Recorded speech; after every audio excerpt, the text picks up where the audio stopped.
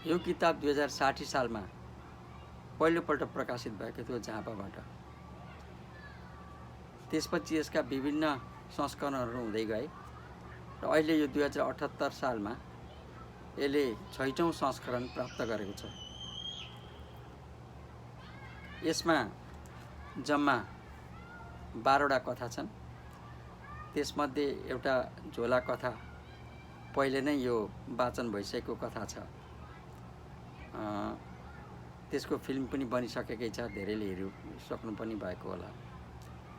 यसै भित्रबाट एउटा कथा मैले केही दिन अघि वाचन गरेको थिएँ। आज म फेरि यसभित्रबाट एउटा अर्को कथा वाचन गर्न गएको छु। यसको शीर्षक रहेको छ विश्वास। उमेरको हदले जागिरबाट अवकाश पाउने बेला भएको थिएन। अझै 5 वर्ष जति जागिर खाइरहन मिल्थ्यो, तर पति पत्नी दुवैले सल्लाह गरे अझै कति खाइरहनु यो जागिर, सारा जिन्दगी बिताइसक्यो। बरु जागिर छोड्दा पाइने एकमुष्ट उपादानको रकमले केही खेलो फड्को गरेर अलिक स्वतन्त्र जीवन पनि बिताउनु पर्ला। सधैँको 10-5, सधैँको सरुवा र कुम्लोको दिकदारी। पत्नी गृहस्थ नारी, घरको रेखदेख, छोराछोरी हुर्काउने जिम्मा उनको थियो। दुवै छोरा माध्यमिक शिक्षा पुरा गरी उच्च अध्ययनका लागि राजधानीतिर लागिसकेका थिए। केही समय त आमा पनि साथै गएर छोराहरूको भान्से भएर बसेकै हुन्, तर राजधानीको कोलाहलमा एउटा कोठाभित्र कोचिएर उनलाई छोराकी भान्से भएर बस्न दिकदार लाग्यो। छोराहरूलाई पनि स्वतन्त्रताको अनुभूति हुन सकेन। 6 महिनापछि छोराहरूलाई डेरा जिम्मा लगाएर फर्किएपछि पत्नीमा जागिरबाट अवकाश लिने सल्लाह भएको र बरु उपादानको पैसा लिएर राजधानीतिरै गएर के गर्ने कि भन्ने दोधार छँदै थियो। 2टा छोरा दुवैले घर छोडेर हिँडेपछि घरमा उनीहरू जोइपोइ बाहेक काम सघाउन बसेकी रमोला मात्र थिए। पत्नीको माइतीपट्टि टाढाको नाताभित्र पर्ने रमोलालाई आर्थिक अवस्था कमजोर भएकै कारण 9-10 वर्षकी हुँदैदेखि ल्याएर पालिएको हो। आफ्ना छोरा मात्र भएकाले पढाइ बढाइ गरेर बिहे दान समेत गरिदिने आश्वासनका साथ ल्याइएकी रमोला अब हुर्किसकेकी थिए। 17 वर्षे किशोरी भए पनि घरको सम्पूर्ण जिम्मा झन्डै उसैले लिइसकेकी थिए। फुपूलाई त उसले के काम गर्नै नदिने। छोरीको पुरा अधिकार लिइसकेकी थिए उसले। 9 कक्षामा अध्ययनरत, अलक्क बढेकी, राम्रो अनुहार, आकर्षक शरीर, मिठो बोली, घरभरि रमोला छाउन लागेकी थिए। पति सरुवा भएर जहाँ जहाँ पुगे पनि पत्नीलाई रमोला साथी थिए। कहिल्यै झर्को फर्को थिएन, गुनासो भएन। पत्नी बातै पछि पतिसँग रमोलाको प्रशंसा गर्थे। पति भन्थे, तिमीले आफै एउटी छोरी जन्माएको भए त्यसलाई त झन् कति माया गर्थ्यौ होला अघि। पत्नी पनि बेत बसेको बुढो यौवनमा लजाएर हाँस्दै लोग्नेलाई झन्डै उहिलेकै सम्झना गराउन खोज्थिन्। जागिरबाट अवकाश ग्रहण गरेपछि पतिलाई दिन बिताउन गाह्रो पर्न थाल्यो।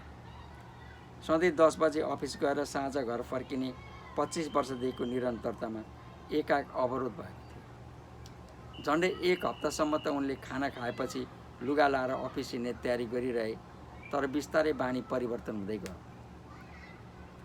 तैपनि दिनभरि के गरेर समय बिताउने। जागिरे जीवन कहिले रक्सी पिइन्थ्यो, कहिले तास खेलिन्थ्यो, कहिले डुल्न जाइन्थ्यो। साथीभाइहरूको भिडमा समय बितेको पत्तै हुँदैन थियो। घरमा दिनभरि अब के गरेर बिताउने। पत्नीको अनुहार पनि कति हेर्नु, उनको कुरा पनि कति सुन्नु, घर सल्लाने पनि कति गर्नु, साह्रै दिकदार लाग्न थालेको थियो पतिलाई। उपादानमा प्राप्त रकम एकमुष्ट ब्याङ्कमा जम्मा गरिएको थियो। के कसो गर्ने भन्ने अन्तिम निर्णय हुन सकेकै थिएन। बेला बेला पतिलाई लाग्थ्यो जागिर नछोडेको भए पनि हुने रहेछ।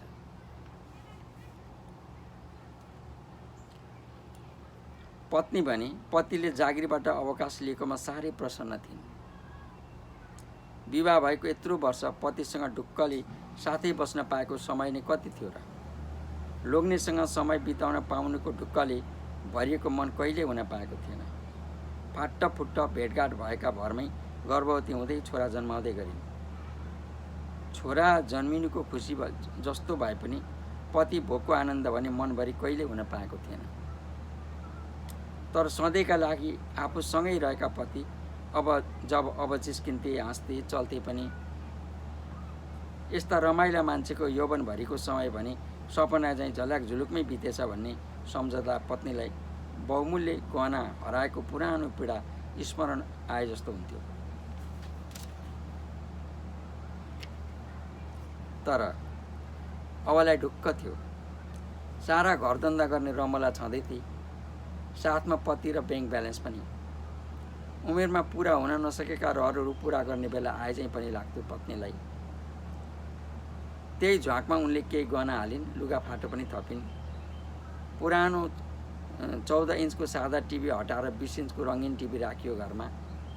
पतिलाई समय बिताउन गाह्रो परेको देखि एउटा कम्प्युटर किनाइन्। घर शान्त र सम्पन्न।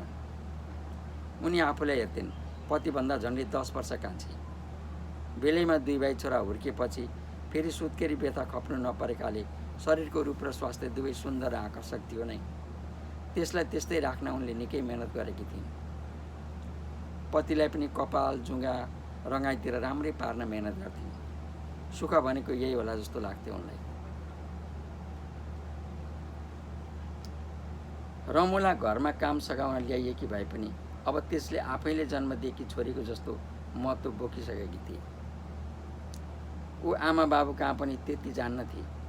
दुवै पति पत्नीलाई फुपू फुपाजु भने पनि छोरीकै जस्तो प्रस्तुति गर्थे आफूलाई। त्यसैले गहना किन्दा रमोलालाई पनि छुट्याउने कुरै भएन। पत्नीले गहना छान्दै गर्दा एकजोट टप छानिदिए पतिले रमोलाका लागि। पत्नीले निकै दाम पर्ने सबभन्दा पछिल्लो चल्तीको साडी किनिन्। पतिले राम्रो एकजोर कुर्ता सुरुवाल रमोलाका लागि पनि छानिदिए। दुवै फुपू भदै केही दिनपछि नयाँ लुगा लगाएर बजार घुम्न गए। रमाउँदै सौदा गरी फर्किए।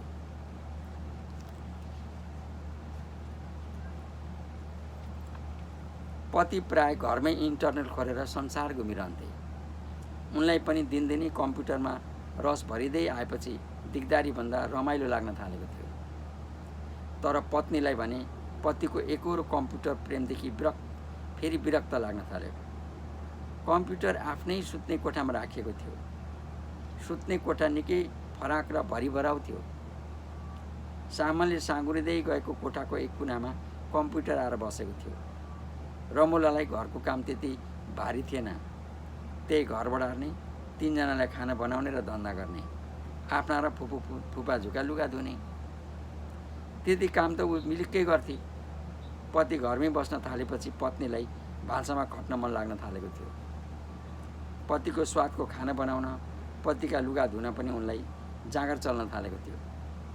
फुपूले बुढेसकालमा काम सघाउन थालेको रमोलालाई त्यति मन पर्दैन थियो। ऊ भन्थे, फुपू अब त म पहिलाभन्दा ठुली भएँ, म सबै काम गरिहाल्छु, हजुरले यो दुःख किन गर्नु? फुपू भन्थिन्, तँ सधैँ यो घरमा बसिरहने होस् र? तेरो बिहे भएर गएपछि यी सबै काम कसले गर्छ? मैले बानी बिगार्नुहुन्छ के? फुपूले भान्सामा काम सघाउन थालेपछि रमोला लुगा धुन थाल्थे। फुपू आएर भन्थिन्, रमोला भिनाजुका लागि अलग्गै छुट्याएर राख्नु, म आफै धुन्छु। हुर्किएकी छोरी, तैँले भिनाजुको लुगा धुनु हुँदैन, पाप लाग्छ। रमोला सारा कोठा बढार्दै जान्थे। पत्नीको कोठा बढार्न लाग्दा धेरै बेर लगाए जस्तो लाग्थ्यो पत्नीलाई। भान्सामा काम गर्दै गर्दा बेला बेला उनी आफ्नो कोठामा पस्थिन् र केही सामान खोजे जस्तो गर्दै भन्थिन्, रमोला चाँडो बढारेर भान्सामा जा त, म एकछिन आल्नाका लुगा मिलाउँछु। रमोला कोठाको चेपचाप, खाटमुनि, दराजका कुनाकानी, झ्याल्टोका सबतिर बडो मेहनत साथ कुचो घुमाउँदै बाहिर बढार्दै निकाल्थे। बेला बेला पति रमोलालाई बोलाउँदै कहिले चिया, कहिले चुरोट, कहिले पानी मागिरहन्थे। रमोला ती सामान पुर्याइरहन्थे। पति पत्नी दुवै भएका बेला पनि यस्ता कामहरू पतिले रमोलालाई नै अराउँथे। पति घरमा बस्न थालेपछि रमोलालाई पहिलेभन्दा निकै व्यस्तता बढ्न थालेको थियो। एउटा मान्छे घरमा स्थायी रूपमा थपियो भने कति धमाधम हुँदो रहेछ। कहिलेकाहीँ पति जिस्काउँथे रमोलालाई, साली नानी तिमी त हलकै बढी छौ, तिमीलाई पनि एउटा केटो खोज्ने बेला भयो। रमोला लाजले रातो अनुहार पार्दै कोठाबाट ओझेल हुन्थे। पत्नी पतिलाई ठुला आँखा पल्टाएर हेर्थिन्। पतिले अवकाश लिएको 5-6 महिना त थाहै नपाई बितेछ। त्यसपछि भने पतिलाई घरमा बस्न दिगदार लाग्न थाल्यो। फेरि कुनै प्राइभेट जागिर अथवा व्यापारतिर लाग्ने सोच बनाउन थाल्यो भने पत्नीसँग सल्लाह मागे। उनले पनि खुसी हुँदै चाँडै केही काम थाल्ने सल्लाह दिए। दिनभरि बेकाममा घर बसिरहनु लोग्ने मान्छेलाई राम्रो नहुने मत पत्नीको थियो। उनले भनिन्, मलाई पनि दिक्क लाग्न थालिसक्यो एकहोरो घर बसिरहँदा। हजुरलाई घर छोडेर 2-4 दिन कतै जाउँ भन्न पनि नमिल्ने, यहाँ हजुरको सेवा कसले गर्ने? मलाई त त्यस्तो के समस्या छ र? म रोगी बिरामी त होइन नि, आफ्नो काम आफै गर्न सकिहाल्छु। फेरि खानासाना पकाउने रमला छँदैछ। तिमीलाई दिक्क लागे छोराहरूलाई भेटेर आऊ 2-4 दिन, के भएको छ र? पत्नी बोलिनन्, तर उनको अनुहार के अनौठो देखियो। पत्नीलाई लाग्यो ममा अनौठो परिवर्तन आयो होला, तर पतिले त्यसलाई खासै महत्त्व दिएनन्। पतिले बिदाई दिए पनि पत्नी कतै गएनन्। एक दिन पतिले भने, तिमी नजाने भए म आफै राजधानी पुगेर आउँछु, केटाहरूलाई भेट्छु, 1-2टा एनजिओहरूसँग कुरा पनि गर्छु, भएछ भने काम थाल्नु पर्ला। पत्नीले तत्कालै स्वीकृति दिइन्। 2 सातापछि पति राजधानीबाट फर्के। प्रसन्न थिए। छोराहरूको उन्नति पनि चित्त बुझ्दो थियो। एउटा एनजिओले 6 महिनाका लागि काम दिने आश्वासन पनि दिएछ। पतिले लुगा फुकालेर एकछिन पङ्खाको हावा ताप्दै रमोलालाई बोलाए। रमोला बोलिन्। उनलाई पानी खान मन लागेको थियो। पत्नीले 1 गिलास फ्रिजको चिसो पानी लिएर आइन्। दुवै पति पत्नी बीच प्रेमालाप भयो। प्रसन्न थिए। केही दिनपछि पतिले सोधे, रमोला कति दिनका लागि गए कि अब आउने बेला भएन? पत्नी बोलिनन्, काम गरिरहन्। तिमीलाई एक्लै काम गर्न गाह्रो हुन्छ, बोलाऊ त्यसलाई। फेरि म नभएकै बेला तिमीलाई एक्लै पारेर त्यसले किन जानु परेको? 2-4 दिनपछि म आइकन पठाएको भए पनि त हुने नि। पत्नी लुरु काम गरिरहन्। एक सासमा रमोला चाहिने पत्नीले एक्लै सबै काम गरिरहेको र नबोलेको देख्दा पतिलाई अनौठो र कता कता शङ्का पनि लाग्यो। कतै रमोलाले झगडा गरेर घर छोडेकी त होइन? पत्नीले केही नबोलेपछि पति पनि आफ्नो काममा लागिरहे। झन्डै 1 सातापछि पति फेरि एकाएक काठमाडौँ हिँडे। जाने बेलामा उनले भने, आजै रमोलालाई बोलाऊ, मलाई एनजिओले बोलायो, म राजधानी जाने भएँ। पत्नीले बिस्तारै भनिन्, रमोलालाई मैले बिदा दिएँ। अब ऊ उसकै आमा बाबुसँग बस्छे। उसलाई लाग्ने पढाइ खर्च, लुगाफाटा सबै मै बेहोरौँला। पछि हामी नै एउटा राम्रो केटो हेरेर बिहे गरौँला। अहिलेलाई हुर्केकी बढेकी चिली आफैसँग राख भनेर आमा चाहिँलाई 10,000 रुपियाँ समेत दिएर रमोलालाई मैले बिदा दिएँ। कुरा सुनेर अलमल्ल परेका पतिदेवले पत्नीको अनुहार एकहोरो हेरिरहे। अनौठो थियो पत्नीको अनुहार। पत्नीले पतिसँग आँखा जुझाउन सकिनन्। हिँड्ने बेलामा पतिले भने, एक्लै छौ, राम्ररी बस्नु, म 1 हप्तामा आउँछु, केही परे तुरन्त फोन गर्नु। पतिलाई बिदा गर्दा पत्नीका आँखा रसिला भए। अनुहारमा बियोको पीडा थियो। रमोलालाई बिदा दिएपछि केही समय त पत्नीले एक्लै घरको काम गरिरहन्, तर लामो समयदेखि यस्ता कामहरू नगरेकी उनलाई घरको सारा धन्दा एक्लै गर्न साह्रै सकस पर्न थाल्यो। कहिलेकाहीँ रमोलालाई बोलाउँ जस्तो पनि लाग्थ्यो, तर बोलाइन्। उनले सोचिन्, एउटा मान्छे त नभई नहुने नै रहेछ, तर अब केटी चाहिँ राख्दिनँ। अबगालको गुण हुन्छन् केटी, हलक्क बढिहाल्छन्। लोग्ने मान्छे भएका घरमा उमेर पुगेकी केटी कसरी राख्ने? अनि एक दिन उनले एउटा 14-15 वर्षको बाहुन केटो भेटिन्। गरिब घरको, आठमा पढ्दै गरेको विद्यार्थी। 10सम्म पढाइदिने शर्तमा उनले त्यसलाई घरमा ल्याइन्। हलक्क बढेको, जुङ्गाको रेखी बस्न थालेको, सुकिलो, राम्रो, मसिनो बोल्ने, आज्ञाकारी केटो, पढाइमा पनि तेज थियो। केटो घरमा आएपछि पत्नीलाई काममा हलुका भयो। उनका लगाउने लुगा बाहेक अरू सबै लुगाफाटो केटाले धुन्थ्यो। खाना बनाउन पनि सिपालु रहेछ। तर केटीले पकाए जस्तो सहज लागेन पत्नीलाई केटाको सिप। उनले केटालाई आफ्नो सहयोगीका रूपमा प्रयोग गर्न थाले। पतिले कुरा चलेको एनजिओमा काम भेटेनन्। इन्टरनेटमा उनले विज्ञापन हालिसकेका थिए। उनी पनि इन्टरनेटमा विज्ञापन खोजिरहन्थे। केटो पतिका सामु त्यति पर्दैन थियो। पत्नीलाई काममा हलुका भएकाले उनी छिनछिनमा केटालाई बोलाइरहने, काम अराइरहने गर्थिन्। रबिन पति सुनिरहन्थे पत्नीको आवाज। केटो र पत्नी हाँसेको पनि सुनिन्थ्यो बेला बेला। पत्नी रबिनलाई जिस्काउँदै भन्थिन्, यत्रो जुङ्गा मोटी हुन आँटिसक्यो मोरो, कुरा केटी जस्तो गर्छ, हेर्दै लोग्ने मान्छे जस्तो देखिन थालिस् है अचल त। पतिका अघि केटो सधैँ शिर निहुराउँथ्यो। सोधेका कुरा मात्र जवाब दिन्थ्यो, अराएको काममा तुरन्त गर्थ्यो। कहिलेकाहीँ नबुझेको पाठ सिकाइ माग्थ्यो। साँच्चै भन्ने हो भने पतिले केटाको आवाज पनि मजाले सुन्न पाएका थिएनन्। केटो घरमा आएपछि पत्नीमा अलिक जाँगर बढेको, प्रसन्नता छाएको र पहिलाकै जस्तो फर्स्याइले हुन थालेको पतिलाई अनुभव भयो। बिस्तारै केटो घरको प्रमुख आवश्यकता भयो। पत्नीका लागि त त्यो दाहिने हातै भयो। बजारमा सौदा गर्न जाँदा जहिले पनि पत्नी केटालाई केही न केही ल्याइदिन्थिन्। जाने बेलामा तिमीलाई के चाहिन्छ भनेर सोध्थिन्। बिस्तारै केटो पतिलाई पनि आवश्यक लाग्दै गयो। पत्नीले भन्दा पतिले बढी समय केटालाई आफूसँग राख्न थाले। कहिले पढाउने, कहिले कम्प्युटर सिकाउने, कहिले आफ्नो कोठा सजाउन लगाउने आदि गराएर। पति बाहिर फेर बजारतिर जानुपर्दा त्यत्तिकै पनि केटालाई साथी लिएर हिँड्न थाले।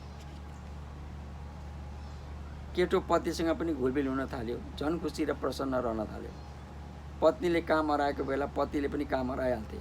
यस्तो बेला केटालाई गाह्रो पर्थ्यो। तथापि यो दुवैलाई खुसी राख्न निपुण थियो। पतिलाई तुरन्त काठमाडौँ जानुपर्ने भयो। फेरि एकाएक काठमाडौँ जानु परेपछि पतिले केटालाई पनि तयार हुन लगाए। पत्नी छक्क परे। रबिनलाई किन लानु पर्यो काठमाडौँ?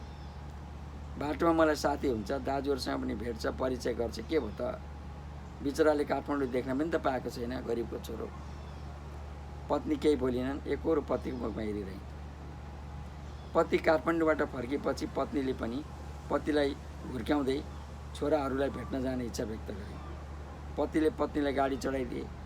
जाने बेलामा पत्नीले केटालाई भने, रबिन, अङ्कलको राम्रो हेरविचार गर्नु, म 1 हप्तामा आइहाल्छु। केटाले टाउको मात्र हल्लायो, केही बोलेन। गरौँ झोलाहरू बिसाएर पङ्खाको सिधा तल उभि कपालको चुटो उचाल्दै पत्नी बोलिन्, ओ कति गर्मी यहाँ त। पतिले भने, यो मधेस हो नि बजै, गर्मी त हुन्छ नि। पहिलोपल्ट आफूलाई पतिले बजै भनेको सुनेर पत्नीलाई अनौठो र नमिठो लाग्यो। पतिका मुखबाट बजै शब्द सुन्नासाथ कता उनलाई आफू 7 दिनमा यति बुढी भएछ जस्तो लाग्यो। रिसाएको अनुहार पारेर पतिलाई हेर्दै कराइन्, रबिन, 1 गिलास चिसो पानी ल्याऊ त। रबिन बोलेन। मुसु हाँस्दै पत्नीलाई जिस्काउँदै पति कोठा बाहिर निस्के। एकछिनपछि 1 गिलास चिसो पानी लिएर आएर भने, प्रिय, पत्नीजीलाई आफ्नै हातले पानी पियाउँछु आज। फकाउनु पर्दैन धेर, अघि नै बजे भनिसकेपछि यो बुढीलाई किन फकाउनु? कुन तरुनी हेरियो, त्यसैलाई फकाउनु क्या? पति राम्रा चम्किला सेता दाँत देखाएर हाँसिरहे। साँझ पर्यो, रबिन थिएन। पति आफै भान्सामा लागिसकेछन्। एक निद्रा निधाएर बिउजेकी पत्नीले चुलामा तरकारी ओइरिएको झ्वाइँ सुने। पतिलाई भान्सामा फराक फुरुक गरेको देखेर अचम्म मान्दै सोधिन्, खै रबिन, कहाँ पठाउनु भयो त्यसलाई? पतिले नसुने जस्तै गरे। भोलिपल्ट पनि रबिन नआएपछि दिक्क मान्दै पत्नीले गनगन गरिन्, किन त्यसलाई घर पठाएको होला? अब म एक्लै यत्रो काम कसरी गर्नु? कहिले आउँछ त्यो भनेको? पतिले पत्नीको अनुहार एकटक लगाएर केही बेर हेरिरहे। निकै बेर पछि बिस्तारै भने, त्यसलाई मैले बिदा गरिदिएँ। बढेको केटो, घरमा राखिरहनु लोकलले देख्दा पनि नराम्रो। म कतै बाहिर फेर हिँड्नु पर्दा पनि सँगै लिएर जानुपर्ने छोरालाई जस्तै। त्यस्तो झन्झट के पालिरहनु? बरु 2 जना बुढाबुढी छौँ, मिलेर काम गरे भइगयो नि। किन चाहियो बाहिरको मान्छे? पतिको कुरा सुनेर छक्क परेकी पत्नीले ट्वाँ परेर एकहोरो पतिको अनुहार हेरिरहन्। पति एकछिन उनकै अनुहारमा अडिएर अडेसिएर पसे बाथरुमतिर।